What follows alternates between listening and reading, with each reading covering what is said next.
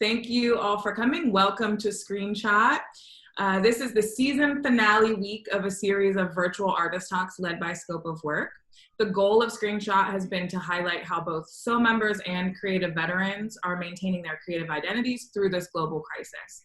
It's meant to be an intimate window into an artist's work and their creative practice from the privacy of their homes. Screenshot has taken place twice a week for 6 weeks and has always featured one SOW member and one veteran creative, veteran POC creative. Every screenshot is 30 minutes long, and the featured artist will present and answer some questions and then talk about some best practices as related to their creative practice. All the members on the call have been muted, in order to ensure that the featured artist can present uninterrupted. If you have questions, as always, put them in the chat. Big thanks to those of you who submitted questions on Instagram. Janicza is going to be answering those too. And so I'm so humbled and honored and grateful to introduce you to Janicza Bravo, who is based in LA. She writes and directs, but mostly directs. Her film work has screened at festivals. Her TV work has played on cable and streaming. She rents and does not own and drives a car that she won in a sweepstakes, which I have so many questions about. So thank you for being here. We appreciate you so much. Thank you for having me. This is a good reason to wake up and wash my face. And so can you start by telling us a little bit about your path to becoming the writer-director that you are today? Absolutely. I'll do it quick, but I went to theater school at NYU. I studied directing and design in theater. I went to be an actor and then did not become an actor. And so when I got out of NYU, for those who have practices in theater, there is not a lot of money to be made in that space. Not that I am here for money, but I mean just like the basic like rent, bills, eating, living in New York. And if you don't want to live with your parents, or if you don't have parents that are just like funding your lifestyle. I didn't have parents who were funding my lifestyle, and I really didn't want to live with my mom and dad. So when I got out of school, I had this theater degree and almost really nowhere to use it. And so I think when I first got out, I did my retail, I worked as a waitress, and then while I was doing that, I got into costume design. And how I got into costume design was kind of goofy. I knew some directors from NYU, and it was a matter of like being in the right place, right time. I kid you not. And that someone was like, "Hey, do you want to costume design my movie?" And I said, "Yeah, what is that?" Because what I understood costume design to be something that existed in the period world, right? So like if you were doing a movie that took place before like 1970, you would need a costume designer. And I guess in my mind's eye, there must have been that costuming that was like of the moment was just actors bringing their own clothes. So I didn't understand the conceit of actually being able to design within modernity. And so I started doing that. And so for about a decade, I worked as a costume designer. I kind of moved away from waiting tables and working retail and moved into the costume space I did it as an assistant. I did it on my own, worked music videos, commercials, worked in fashion. And that became my waiting table, so to speak, because it was the job I was doing before the thing that I really wanted. I would save. I saved. I used to be really good at saving in my 20s because I could survive on bagels and one burger a week, bagels all the time. Never really ate pizza. And so I saved money, and the money I would save, I would make theater with. I kind of had made this promise to myself that as long as I was working and I could save money, I would direct a play a year. And that's what I was doing with a group of my friends, and they didn't need to be paid. And, it wasn't a ton of money, but it was enough to be able to rent a theater, put on a play for a few weeks and do it with my friends. And so I did that through my 20s. And then I, at some point, had been trying to like really wanting to direct professionally, like wanting to be acknowledged as a director. There is this kind of tragic thing, which maybe not everybody feels this way, but it's almost like somebody has to write about your work for you to know that you exist, right? And I say that to mean when you go into a room, if somebody else has already written about your work, or if you can be looked up, then you have like, it's almost like your resume deepens, or who you are deepens, because someone else has written about it. And so I was at the end of my 20s, and no one had written about it yet. No one had written about the theater I had directed. So I almost in essence didn't exist, but this was great. This was something I used to my advantage, because when I decided to move to LA, and I was like, I am going to move to LA and I'm going to direct. And what I'm going to do is I'm going to lie about where I'm at. And no one will be able to look it up, and that's okay, because like it's also early internet. It's early enough internet that like no one's really using that as like a fact check space. And I felt it was just harder for me to lie about who I was in New York, because my community, I was so enmeshed in my community. So I moved to LA. I lied about like where I was at, and it worked in my favor. I directed some theater here, and my last play led to my first short film. And my first short film is this piece called Eat, that I only submitted to one film festival, which was South by Southwest. I went to South by with it, with my partner. And there I met this actor whose name is Michael Cera. And we like got on great. He saw my short. He wrote me soon after and said like, I want to do whatever you want to do. And then he did my second short. And that second short led to, it went to Sundance, it won an award there, you know, it had like over 1 million views on YouTube. It was like the first narrative short featured in the YouTube space. And that was how it happened. Sometimes I'm going to say now that you'll ask a question and I'll just like trail off. And then I'm like, I don't really remember the question or if I've answered it. No, that was the perfect. Okay, great. That was the path. Okay, great. The road to where you are. I was like, have I been talking for 10 days? I don't know what's happening. So let's switch. Can you talk to us about where you are physically right now, how you've been managing through the pandemic, how you're keeping yourself clear? What's the vibe? I'm in Los Angeles. I'm at home. I think a lot of us are at home.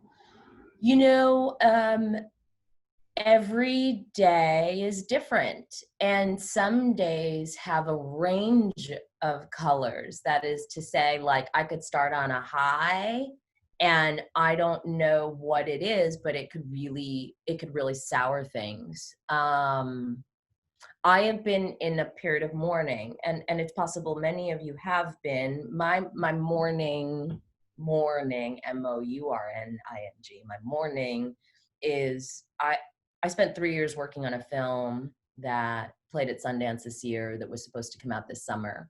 And it's now in an ellipsis. I'm in the ... And as you know, when you make a project, the project has a cycle, it has a gestation. So my gestation had 3 years. And so my 3 years, I was coming to my close. I'm in the last chapter. I'm in my last act. I'm in my, like, I'm pushing. It's coming out of my womb. Or they're like cutting my arm off, whatever visual you need to understand the, like, it's leaving me. And so, and with that comes a kind of celebration, right? Like a celebration for your own accomplishment. And I am unfortunately one of these people that doesn't celebrate until it's done. And I'm looking back on the last 3 years and realizing that I did not celebrate those wins. I did not pat myself on the back because I was waiting. I was waiting to get here and then go, you fucking did that. And so I am mourning time past, and I am mourning that whatever it is, it'll never be like what I thought I was working towards. I think I answered that one, right? Yeah. And then there's also the news. The other thing is there's the news, and there's just being alive every day and feeling like, I've also felt like I haven't had really the room to feel bad about my movie that's not coming out. Like I feel goofy. I feel goofy sometimes saying it, or feel there hasn't been this space to really say it, except maybe like in whispered rooms, because the news is shit. You know, my parents have lost 7 people since this started, and that is within direct proximity of my life, and I, you know, I just yeah, it's tough, and it is really quieting time. And when it is really good, when it feels really good, when I am able to say write a little or feel these like bursts of inspiration, if I could give you a tour of my house, you would see that like there's like a notepad in like 5 different rooms. And it's there because I will have these like little pockets that open, and I wasn't really engaging with them. And now I just decided that if I do, even if it's a sentence that feels sort of goofy, like I just need to like write it down. And that creates a kind of release that has been very helpful. Yeah, that's beautiful. Yeah, I think so many of Thank you. so many of the young people that we're talking to every week are talking about sort of that grief over like the thing that I thought was going to happen, the thing that I was waiting for, you know, and that has been like collectively just across communities just taken from us. So I can't even imagine spending years on a film and then having to reimagine what that looks like in the world, you know. It's huge. Yeah, I mean, I think the biggest takeaway, and this is like really just a lesson in practicing what I preach, like the amount of times that I have said to friends or people that I have mentored, the concept, the notion of celebrating all of the wins, like giving yourself the room to be proud of yourself, giving yourself the room to just like sit in your own glory. And that I basically never did that, you know, that I process in a very sober way, or I'm like, great. And then I keep going. And I think for me, that is the lesson for whenever things arrive at, they'll never be normal, right? So whatever the next phase of our life looks like, where we are in rooms with more people again, I hope that we're able to appreciate what was so seemingly so simple. Yeah, absolutely.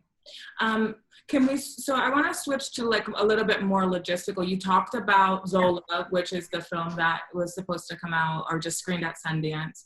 Can you talk to us a little bit more about your typical creative process? Like, how does something go from an idea on your notepad all the way to something that's screening at Sundance? Absolutely. So you know, I've made 2 features. I've made 8 short films, and I also direct in television. And I think that question is different in both of those. The working for someone who is hiring me to execute their words versus my own. So my own version of it, you know, if I look at Zola, for instance, Zola was IP that already existed. I don't know if you guys know that story, but like 5 years ago on Twitter, this woman who was 19 wrote this fantastic 100 plus Twitter thread about, she worked at Hooters, she met this white girl, they become fast friends, and they go on a road trip from Detroit to Florida, and things go not great. And so that IP was, there's an arc, there was like a whole story there already. And there had also been a draft of the script that had been written by 2 guys. So when I came onto that job, it was about a rewrite. I mean, it was like it was, you know, a page 1 rewrite, but the IP was already there. The film that I did before, which is called Lemon, which I wrote with my partner, that was very much like an idea from scratch. And that, how that happened was, we'd been wanting to work on something together. And I think for all of the work, the reason I pursued Zola, the reason I did Lemon, is it's always about some kind of exorcism. Like, what do I need to work through in myself? And I say that because the experience of working on a film, even if at the end when it comes out, I think to the audience, it might be like, wow, they did that so fast. It's almost always a minimum of 2 years. Like it's very rare that a film will take less than 2 years from seed to, you know, to flower to harvest. Like it just is a minimum 2-year process. So you have these, you know, you're at this festival or you're at wherever and you're like, it was 5 years to get here. So when I say it needs to, for me, start from a place of exorcism, it's like, it's going to take me this many years to work through my own shit. And so Lemon was about fear of failure. Lemon was about the fear that you were going to wake up one day and look back and realize that you hadn't arrived at the life that you had meant for yourself. And it took 5 years to make that movie. And it was like so painful, so intense. And it was kind of the best 5 years I spent. If I looking back on it, inside of it, I was like, dear God, please kill me. But looking back on it, I think I'm so grateful. I'm so grateful for every blow, for every blow was a lesson, you know? And then, gosh, it's so funny because I'm like, we have 30 minutes. I have to answer these questions fast. Yeah, so I would say, I think from the page to actually production, it's always about some sort of exorcism. And I think with Zola, while it wasn't my story, I think my inciting, the thing that brought my nose to it is that when I read that story and I knew that it needed to be mine, I genuinely believed that no one was going to protect it as much as I would. Like no one would protect that woman's narrative in the way that I would. And I decided that was my job. Like I was like, it is I don't know her. She's some 19-year-old girl in Detroit. But I read that story and I was like, oh my God, they're going to make a movie out of this. And a bunch of white people are going to fuck it up. And I was like, no one is going to protect it like me. And I will like elbow my way there. And every day of making the movie was that fight. Like it's really hard to not take things personally. And I am certainly like no teacher in this space because I take everything very personally, but it is almost never about you. And the thing that kept me going was that I knew I had to protect her. And I don't know what that is, but like, you know, some like witch spirit came my way and was like, it's you. And I just was like, well, that's my job. I have to usher it to the finish line. And I guess I felt I had to do it for her because I hoped someone would do the same for me. Yeah, that's so special. I'm so excited to see it. I know we all are like, please. I mean, you know, I can't wait either. Maybe one day we'll see it and then I can talk to you guys after that. In real life. Yeah, exactly. Yeah, in real life. So you talked a lot about like the exorcism and that kind of visceral response to a story or wanting to like tell a story or it happening in your own life. Do you find inspiration externally, you know, as well? Or is it often it starts like from inside of you? When you say externally, do you mean like, do I go outside and get inspired? Yeah, well, I guess I mean like off of other people's movies, like are there inspirations like that you're seeing an image or a painter or something like that and you're like, okay, this is making me want to make something? Yeah, but I would say it's though those things happen second almost always in that I'm trying to think like the film I'm working on right now, I'm working on a TV show and a movie right now, and both of those ideas, actually, no, this is right. This is one of the first times I saw something and I went, oh, this should be that. Usually, I don't want to say usually because for every project it's different, but the most of the time, if I'm looking at most of what I have made or most of what's in front of me, it has been like there's the idea and then I go out and seek out the inspiration. And for every project I create I think people would call it a lookbook or a mood board. For me it's more in the realm of like the Bible, or it's the the language of the work. And that is something, you know, with Zola, for instance, I worked on it for 2 years, the Bible. I mean, I was working on it while I was writing, I was working on it even while we were shooting. I would keep adding to it. And it's something that I invited like the cast and the key crew into, that I would keep adding. And most of what I was using, it was mostly photographic, a little bit painting, some film stills, but most of my inspiration is derived from photography, like the majority of it, or at least I like have to create this like I said, this kind of like vocabulary around photography and art. Yeah. And I do the same for my TV work too.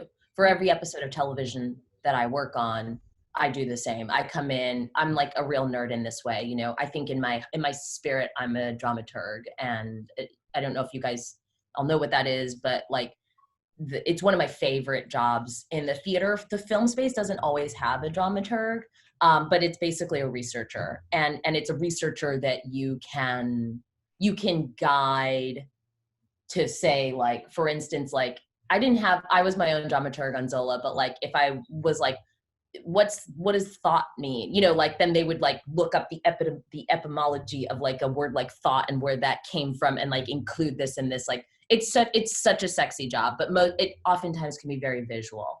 And so I do that for all of my TV work. I show up and I'm like, okay, this is it. And in that space though, I don't really share that with the actors because they have already, right.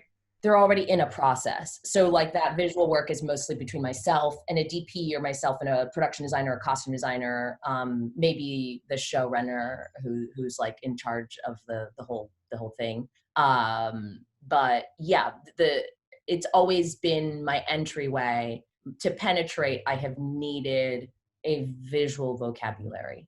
Yeah. That's amazing. And we have so many photographers and filmmakers and designers that are doing mood boards all the time. So it's just interesting to hear that kind of practice can grow out into like a binder or like a Bible for a film, because it's something that they're doing like on a micro level all the time for projects. So I think we should move into questions. We have some questions rolling in. The first is, how is directing TV different from movie directing? Also, how was directing an episode of Atlanta and working with the cast like? Okay, cool. It's the main difference in television is that you're being invited into an ecosystem that is already, I'm very sorry about that, guys. Hello, what if I answered? That would be so disgusting. I'm putting my phone on airplane mode. The difference is you're invited into an existing ecosystem. By that I mean, you know, if you're not directing a pilot where you're getting to set the look of the show, you are under the umbrella of something that already exists. And so then your job, you know, I think that this is changing, but really solid TV directing is about disappearing. And that's my way of disappearing. I'm going into the walls. And for me, I was really concerned about working in this space because like my approach is anything but. I guess I peacock in a way, you know, not that I'm like style before intention, but I like where those things come together. You know, I like the mesh of both of those things. And so I was worried about working in that space because I was like, I'm a little bit of a showboat and that's not going to work. But I think when I arrived at TV directing, it happened to be just when that shift was happening. And I say that meaning when I am invited to work on someone's TV show, it's because they have seen my work and they actually are like, we want you to do it different. And what I mean by that is I've done really only ever one episode of most of the TV shows I've worked on, and they've almost always been departure episodes. It's like, this is the episode where they leave the show. This is the episode where they go home. This is the episode where they're going to another state, almost always. And so I've had the chance to like be able to kind of like bring my own flavor to it. In terms of working in Atlanta was an absolute gift. And it's almost a tragedy because it was my first episode of TV. It was one of the best experiences I've ever had collaboratively. They were in their first season. They didn't know what they were doing, meaning like they didn't know that what they had was as special as it was. And so in a way, there was so much room. There was no like EP on, there was like no one watching while we were working. And I had a lot of room to work. The writer also wasn't on set. It was just like this very free and collaborative experience. And from that moment, no job I've ever worked on has been that open. And I think it was that open because they were all so fresh and wide-eyed, right? Like no one had already been like, I've been doing TV for 10 years. This is my 13th TV job. So like no one was hardened. Everyone was like, this is my first job. Like it was everyone's first. We're all in our first. And since we're all in our first and so wide-eyed, it was like, let's try that. Okay, let's try that. And so there was a lot of autonomy. I think that if I were to have gone back to the show, I would be curious because I think it would have been different. Once it had its accolades, I do think it would have been a different environment. Yeah, that makes a lot of sense. The next question is, do you have to bid to get the job? Oh, did you have to bid to get the job to direct Zola, especially since it was originally a Twitter thread and a lot of people were interested in directing it? If so, what is the bidding process like? So I think bidding, I only understand bidding in the kind of commercial sense. Can the asker explain that to me? Because I want to, the asker. Is that how you? No, her name's Raven. Yeah, and she's actually in LA too. Hi. Hi, Raven. Hi. I guess my question really is like, since there's multiple directors and that were interested in the project, and I am asking it, I guess, in the sense of like the commercial process, but like if you have multiple directors interested in directing a script, like if you had an agent and they're passing the script around, how do you get selected to be the director of the project? Got it. So there, I'm like, how do I answer that? I would call it an audition process.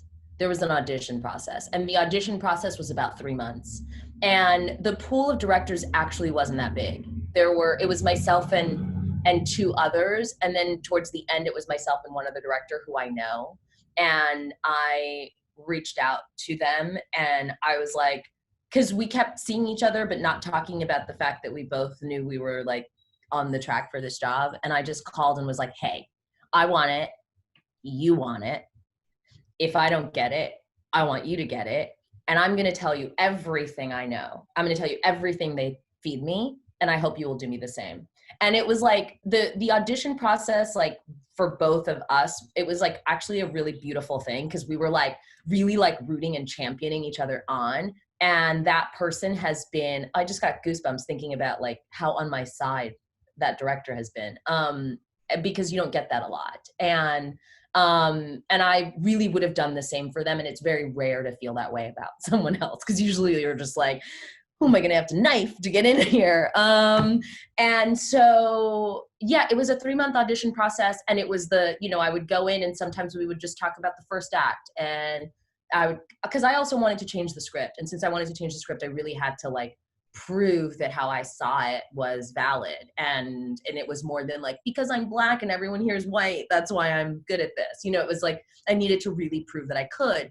And some days it would just be like, let's go through the 300 images you've pulled and talk through each of them. I'd be like, oh, this is all the stuff I'm thinking for production design, or, oh, this is the DP. These are the 2 or 3 DPs that I'm interested in going after. Here's why. And that went on for about 3 months. And then I got it. Thank you, Raven. Thanks. Wayne wants to know, what do you think is the most important skill that a director should have? And then what's one thing young filmmakers should, what's one thing you feel, what do you feel like young filmmakers get wrong about making films? So an important skill, and then young people do wrong. What do you think is the most important skill that a director should have? And what is the one thing that you feel young filmmakers get wrong about making films, or just the film industry in general? Got it. I think the most important skill, it's a hybrid skill, and it is, it's listening. Mm. It's listening, it's being present, and it's okay with being wrong. And there's probably one word for all of that, but there is a lot of listening. There is a lot of being, and when I say being present, I mean, like, it doesn't matter how much, like, if you've done a lot of homework and you show up on the day, like, most of what you did on many days ain't gonna work. And so it's about, rather than going like, oh, I wanted it to be like this, it's like, well, what's actually right in front of me? And really it's boiling down what you're looking for, I guess, or what you think you need. But it's a lot of listening. And I think you have to really be receptive to that your idea isn't always the best idea.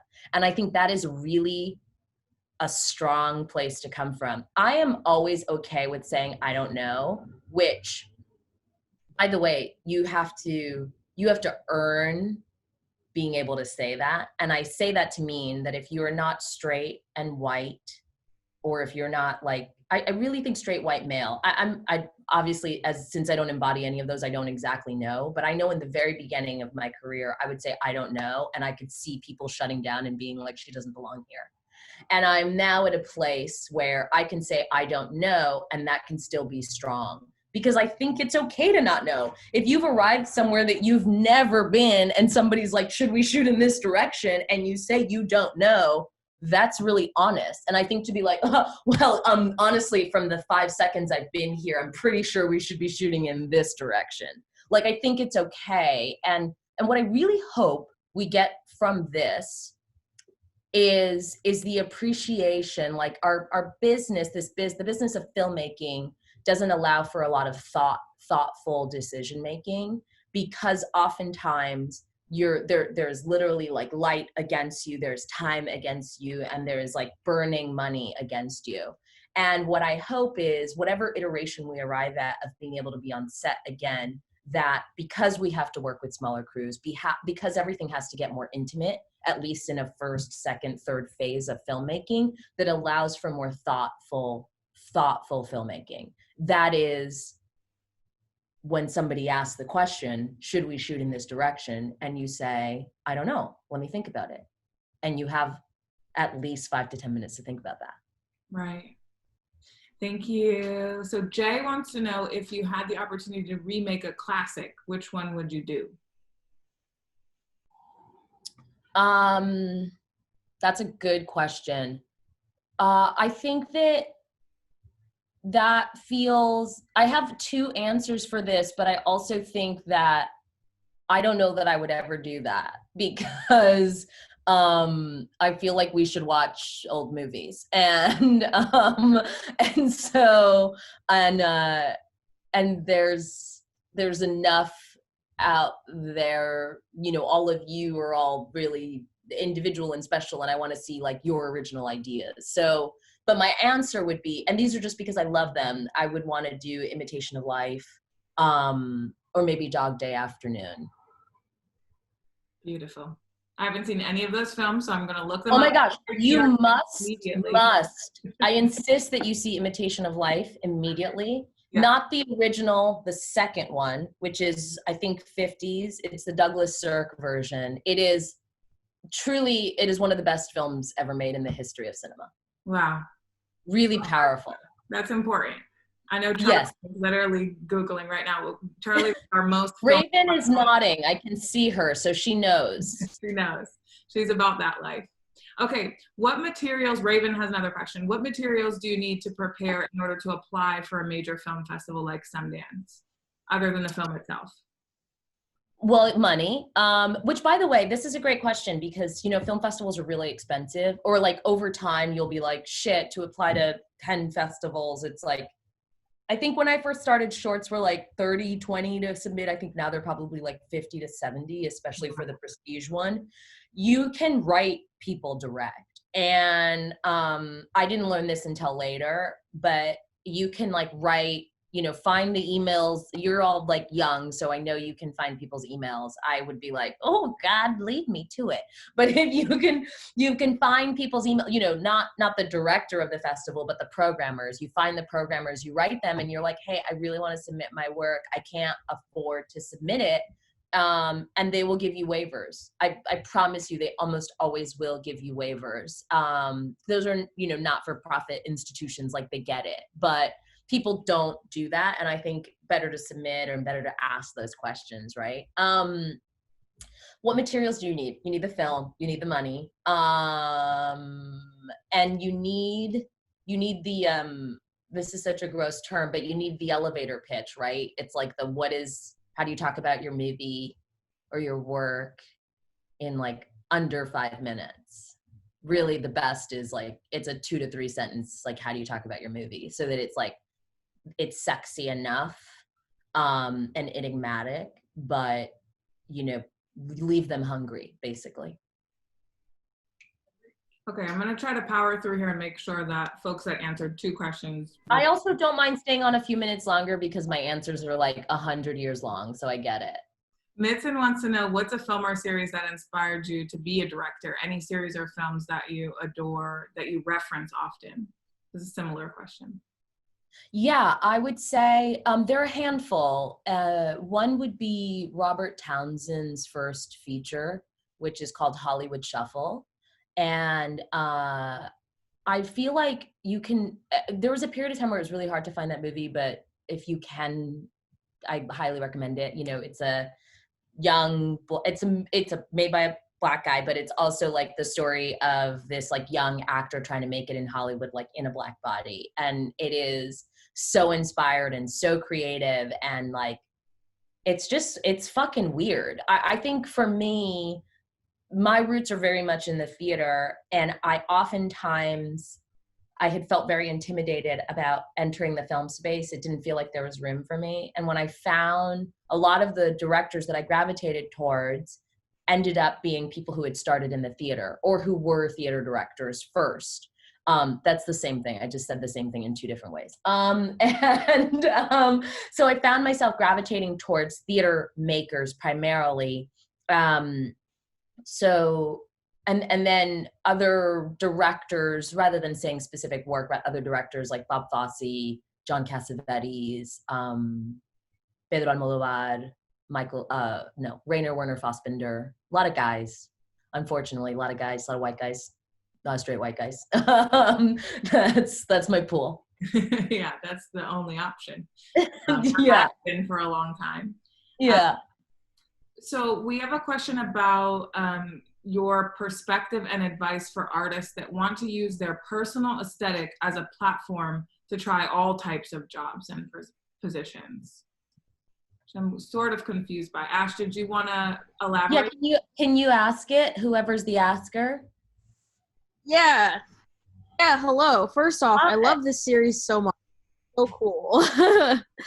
This is my first time on here, but yeah, so I was just wondering, because for me, I'm a soft sculpture artist that goes to Prada Institute in Brooklyn.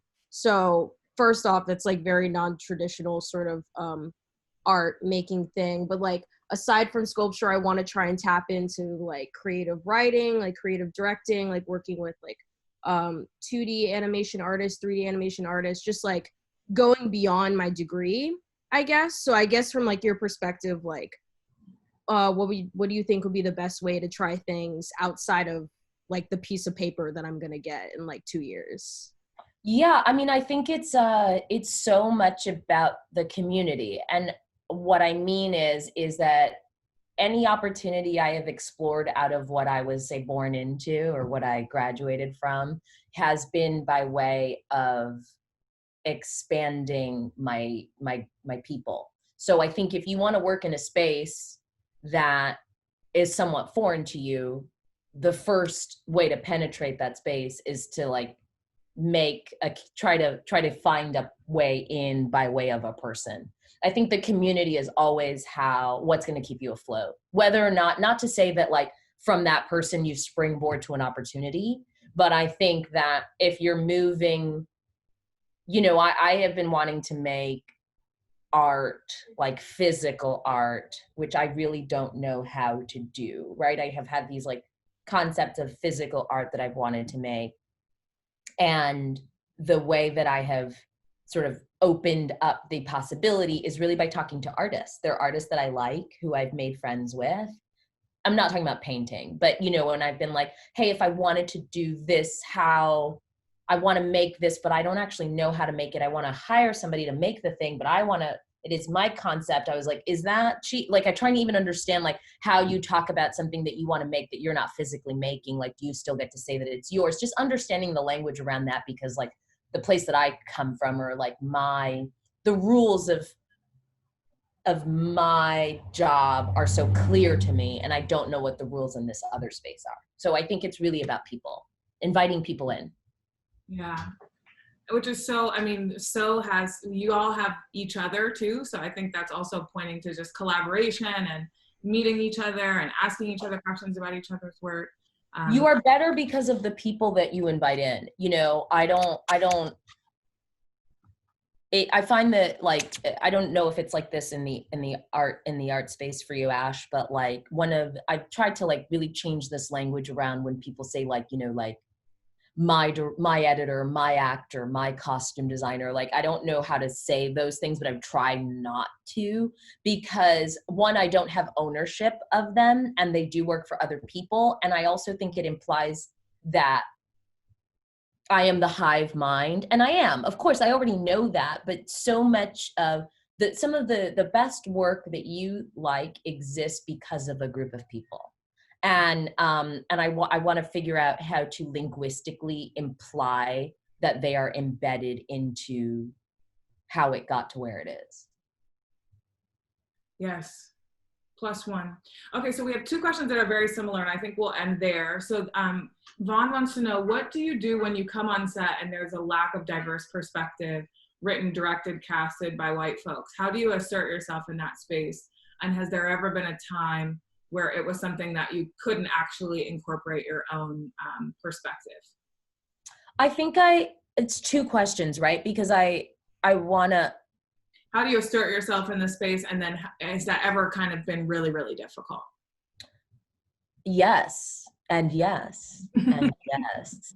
How do you assert yourself? I mean, I think you get better because you fail. You get better because you can look back and go, well, I didn't do that right. I'm mostly work in white spaces, in front of and behind the camera. I'm oftentimes the only me. And I went from being anxious about that, anxious not because I thought I didn't belong, but anxious because I could hear. I am unfortunately a little bit of an empath, and I think that people of color tend to have this in our DNA. And I say that because, you know, it's just like bias or racism. It's a lot of the time it is not in the macro, it is in like the energy, right? You're like, I feel they don't want me here. And I don't think that that's made up. I think you really feel that. And because it's there, because like energetically they're telling you like, run, get out of here. And your body's going, I feel danger. And it isn't uncommon. And this is similar to what I said about why I had to make Zola, which was that something told me I was the only person that was going to protect it. My experience in working in predominantly white spaces are a lot of times very painful and very lonely. And some time ago, I had some like opening that said, it's going to be easier for the next person. And that was enough. And so for every time that it has been painful, that I feel condescended to, that I feel not welcome, that I feel, and these are not even just feelings, these are real things, like people are talking down to me. What keeps me in it is, oh, it's going to be easier for the next person. And that alone feels worth it. The next person who looks like me, who is in this position with this fucking asshole, it's going to be better for them. And I'm also like kind of vampiric. So I get like really, I get like turned on by people thinking I don't belong, or I get a little turned on by someone not wanting me there, because then I'm like, oh, yes, I can't wait. It's a long haul game, or it's a long the long It's the long game. What, guys? You're the first people I've talked to today. It's the long road, right? Like, I know I'm like, in this moment, I know you think I'm a fucking derp, but 2-3 years from now, and the amount of times in my life that I have gotten emails, notes from people who have been so horrible to me, being like, I always knew. And I'm like, and the thing is one day you don't have to write them back. And that is your fucking win. It's just like, it's so juicy, but it is worth it. Yeah, that's amazing. We actually, the person we had last week was talking a lot about feeling empowered by being underestimated. So it's very similar. We're hearing that a lot. Okay, last question. Do you think POC can succeed in the film industry today without entering white spaces? Without what? And without having to navigate white spaces? I don't know. I have no idea. I can't answer that because that's not my experience. I will say that most of my opportunities have been given to me by white men. And I think it's important for me to say that because I have not had a lot of my opportunities, or a lot of my doors have not been opened by people of color. And all that is to say is that nobody owes you anything. And you really don't know where the chance is going to come from. The people who have like given me my starts were never the people that I thought were going to do it. And it was like, I thought it was going to be her, and then it was him. And that happened so many times where I'm like, it's going to be that woman. Oh, it's him, the old white guy. All right. Okay. I don't know what I'm reminding him of. Something I don't want to know, but those were, yeah, I don't know. I don't think this is a much longer topic, but I think if you don't want to navigate white space in the work that you make, you probably have to build it yourself. I also think that it is incredibly, navigating white space is for me very powerful. It is also very much rooted in my work, the work that I make. My work is actually sociologically about whiteness, and it is treating whiteness as visible. So it is always an opportunity. Going in and out of white space has been an opportunity to build on my vocabulary of what I mean to say. But I don't know that you can. That is the majority of the business. So whether or not you're in and out of white space, then there is the audience, then there is the critic, then there is the, so I'm not sure. Yeah. I mean, that's powerful. We feel like that so much in our own work. It's like, we're kicking open doors and like trying to help young people get into those spaces, but it's going to take generations and, waves of people in order to have it not look like that anymore. And we just have to not give up the fight, for sure. Absolutely. Yeah. And so I want to end on your parents are in Crown Heights. We were talking about that earlier. And so how do they feel about your work? I mean, so many of our young people have immigrant families from neighboring boroughs in New York City. And so do they feel like you're as famous, and are they as proud of as you are? They don't really know, I mean, what I do. And I think that is very much, I'm first generation, and I think that I'm foreign to them. My parents think of me as a white person, and that they've always said that. They, like, since I was very young, they've always been like, she's white, and that's like a joke in my family that I'm white, and that obviously feels bad. And I think that because I'm in the art space, and they don't know anyone that is in the art space, I'll give you an example. It's a two-pronged example of like how my family and I are like diametrically opposed. I had gotten this TV show that I worked on in Canada that the episode played last week, and it stars this actress named Cate Blanchett, who is an Oscar winner and considered one of the best living actresses of our, lifetime.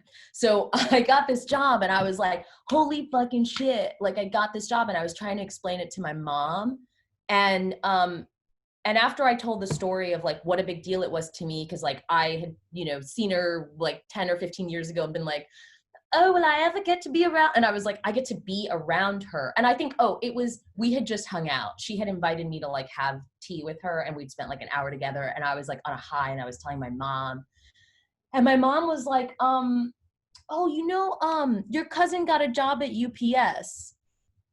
And I was like, and that was what the story, that was what, and that was something, and it made me feel bad about myself, but I was like, that's something that she understands. And so we ended up talking about the job at UPS, because what a great opportunity it was. He'd been trying to get this job for a long time, and he finally got it, and it comes with good benefits. And I was like, that's great.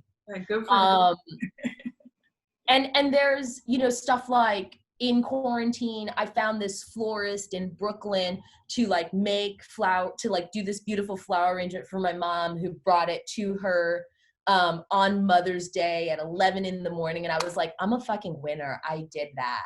And my mom then told me that my cousin got her an Olive Garden gift certificate. And I was like, I mean, yeah, those aren't the same, but okay. And I just think like, that's the thing she understands. Like, and it feels bad a lot of the time, but to go back to what Ash was asking earlier, like my birth family is one thing, and the family that I have made, which is my community, is where I really get my care. Yeah, because they fully understand it, or in the work with they you. Also ask questions. I don't know, I can't, you know, there's a lot of you here, but my parents don't really ask questions. They don't really have the like tools or the language to ask the questions, or the questions that I want to be asked. And if I initiate those conversations, they really are like kind of like lost in space, and it is incredibly frustrating and super painful. And I have given up on them a little bit, because it hurts me to not feel like seen or heard in that space with them. But I've also just done a recalibration where it's like, I'm not going to get that here. I'm going to get that elsewhere. But you know, they like, I remember saying to my mom, like, you don't ask me questions. And she actually told me that was like white. And I was like, okay. Like the idea of like having your parents ask you questions felt like white and foreign to her. And, you know, she was raised by a Jamaican woman and a Panamanian woman. And I'm sure they didn't ask her questions. And my father had Panamanian parents, and I'm sure they didn't ask them questions. So yeah, it is incredibly foreign, this idea of us having a back and forth, you know? Yeah. 100%. And I know so many of our young people are nodding like, yeah. I see William's really feeling it. He gets it. Having no understanding of why you keep talking about your camera. But thank you so much for your time. Thank you. Much appreciated. You guys were so lovely, and I hope this was you know, some food for thought at the very least. Yes, it was incredible. And so we do a survey at the end of every screenshot. So folks on the call, please make sure that you do the survey. This is our season finale, and we're going out with a bang. Thank you again so much for your Thank you. Do you want me to fill out the survey too? No, not you. I'll tell you what they said. I love surveys, guys. I was like, oh, is there a survey? Thank you so much. Of the survey. I really appreciate it. All right. Thanks, everyone. Have a great day. And thank you. Bye. Bye.